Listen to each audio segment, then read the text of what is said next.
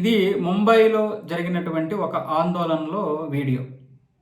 ఈ June news reporter వాళ్ళ మధ్యకి వచ్చి దాన్ని షూట్ చేసేటటువంటి ప్రయత్నం చేశాడు. అలాగే అక్కడ జరుగుతున్నటువంటిది చెప్పే ప్రయత్నం చేస్తుంటే ఈ యొక్క స్టూడెంట్స్ అందరూ కూడా ఆయన్ని చుట్టుముట్టేసి లోజర్ లోజర్ లోజర్ అంటూ నిరసనలు చేపట్టారు. కొన్ని మీడియా సంస్థలు వాళ్ళ యొక్క ఉద్యమాన్ని తప్పుదోవగా చూపిస్తూ ప్రొజెక్షన్ చేస్తున్నాయని చెప్పి ఈయన మీద, ఈ చిరు ఉద్యోగి మీద, ఒక రిపోర్టర్ మీద ఈ విధంగా వాళ్ళ కోపాన్ని తీర్చుకున్నారు.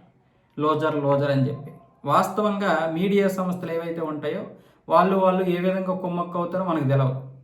ఖచ్చితంగా ప్రతి పార్టీకి కొన్ని రాజకీయ ఇవైతే ఉంటాయి. వీళ్ళేంటంటే ఒక్కొక్క పార్టీకి ఒక్కొక్క న్యూస్ ఛానల్ ఉంటుంది కదా, వీళ్ళు బీజేపీకి చెందినటువంటి వారు అని చెప్పి ఆ యొక్క రిపోర్టర్ని చుట్టుముట్టేశారు. మరి మన దగ్గర ఇంకా న్యాయం ఏమున్నట్లు? మనం దేనికోసం పోరాడుతున్నాం? మనం ఒక అన్యాయం జరిగిందనే కదా పోరాడుతున్నాం. మరి అన్యాయం జరిగినప్పుడు మనందరం కలిసి ఒక వ్యక్తిని, మరి అలాంటి అన్యాయం జరిగినప్పుడు మనందరం కలిసి ఒక వ్యక్తిని అన్యాయంగా ఏ విధంగా విమర్శిస్తాం?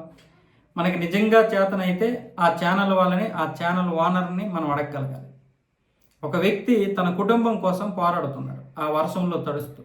మీరు కొన్ని కుటుంబాలు నాశనం అయిపోయాయని చెప్పి మీరు నిరసనలు, ధర్నాలు చేస్తున్నారు.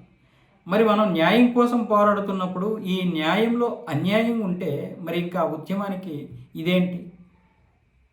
విద్యార్థులు కూడా ఆలోచించాలి. ఇప్పుడు ఇలాంటివే మీకు చెడ్డ పేరు తీసుకొస్తాయి.